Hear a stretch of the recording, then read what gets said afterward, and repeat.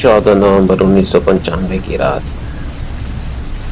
Beijing के आसपास के इलाके में काफी बारिश हो रही थी और ऐसे में फूजी चेन आइजन डिस्ट्रिक्ट के एक बस स्टैंड पे अपने बस का इंतजार कर रहे थे। फूजी को फ्रैगमेंट हिल की तरफ जाना था और कुछ ही मिनटों में इस रास्ते में जाने वाली आखिरी बस 375 यानी कि 375 आने वाली थी।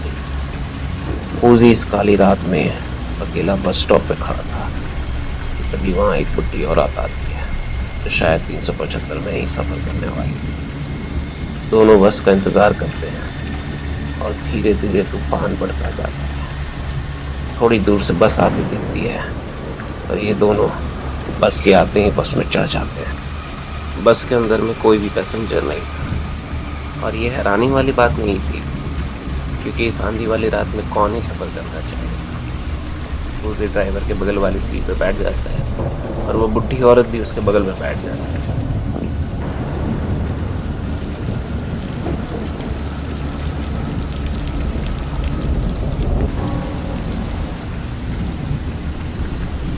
बस एक अनजान रास्ते से गुजरती हुई जा रही थी। ये रास्ता बहुत ही सुनसान था और दोनों तरफ दूर दूर तक खेत ही खेत नजर आ रहे थे। अभी भी बारिश बनी हुई थी और यात्री इतनी ही दूर तक देख पा रहे थे जितनी दूर तक बस की लाइट पड़ रही थी। बस में केवल 6 लोग थे, फूजी, बुढ़ी औरत, एक कपल, बस कंडक्टर और ड्राइवर।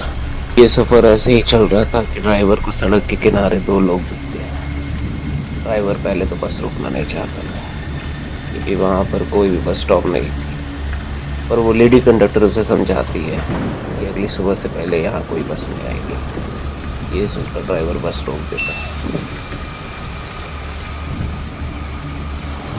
सभी यात्रियों की नजर इन तीनों की वेशभूषा पर पड़ती है जो काफी अजीब थी। ये तीनों किंग डायनेस्टी के समय के कपड़े पहने हुए थे, जहां इनके रोब्स काफी लंबे लंबे थे। वो तीनों सर झुकाकर पीछे वाली सीट पर बैठ जाते हैं। वो काफी स्थिर बैठे हुए थे और उनके चेहरे आम इंसान से काफी ज्यादा सफेद। वो बुढ़ा इंसान इन तीनों को बार बार घूर के देख रहा था और काफी परेशान हो रहा था।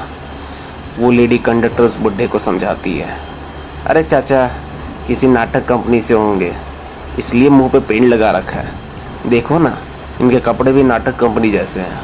इतनी देर में एक स्टॉप आता है और वो कपल वहां उतर जाते हैं। बस यूं ही कुछ देर चल रही थी कि वो बुढ़ा आदमी जोर जोर से चिल्लाने लगा और फूजी को चाटा लगाते हुए कहता है, कहाँ है मेरा वॉलेट? तूने मेरा वॉलेट चुराया है ना? ये सुनकर लेडी कंडक्टर वहां आती है और बुढ़े इंसान को शांत कराने की कोशिश करती है, पर वह उसकी एक नहीं सुनता और बस रोकने को कहता है ताकि वो उस लड़के को पुलिस स्टेशन ले जा सके। आखिरकार परेशान होकर वो लेडी कंडक्टर ने बस रुकवा दी और दोनों को वहीं उतार दिया। फूजी गुस्से से आग बबूला हो जाता है और बुढ़े से पूछता है कि उसने ये सब नाटक क्यों किया, जिसके कारण वो एक अनजान सड़क पे हैं और आसपास कोई भी पुलिस स्टेशन भी नजर नहीं आ रही है। इस पर वो बुढ़ा फूजी से कहता है कि बेटा, तुम्हें मेरा शुक्रिया अदा करना चाहिए क्योंकि मैंने तुम्हारी जान बचाई है। फूजी कहता है, इसका क्या मतलब? जिसके जवाब में वो बुढ़ा इंसान कहता है कि क्या तुमने उन तीनों यात्रियों को ध्यान से देखा? उनके चेहरे सफेद थे, जो हो सकता है पेंटेड हो, पर हवा चलने से उनके रोब उड़ने लगे और तब मैंने देखा कि उनके पैर ही नहीं थे। इसका मतलब साफ है कि वो और कोई नहीं बल्कि। इसके बाद वो दोनों पास के पुलिस स्टेशन जाते हैं जहाँ वो बुढ़ा इंसान पूरी कहानी सुनाता है। पुलिस उनकी कहानी पर भरोसा नहीं करती और उन्हें घर जाने को कहती है। वो दोनों पुलिस वैन के जरिए अपने अपने घर पहुंच जाते हैं।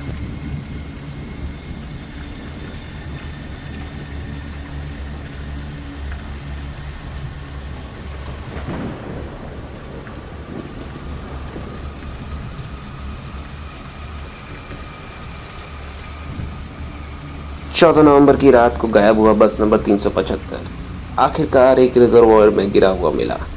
बस के अंदर कुल 5 मृत शरीर थे, जिसमें से एक शरीर ड्राइवर का था, एक कंडक्टर का था, पर बाकी 3 शवों को पहचाना नहीं जा सका।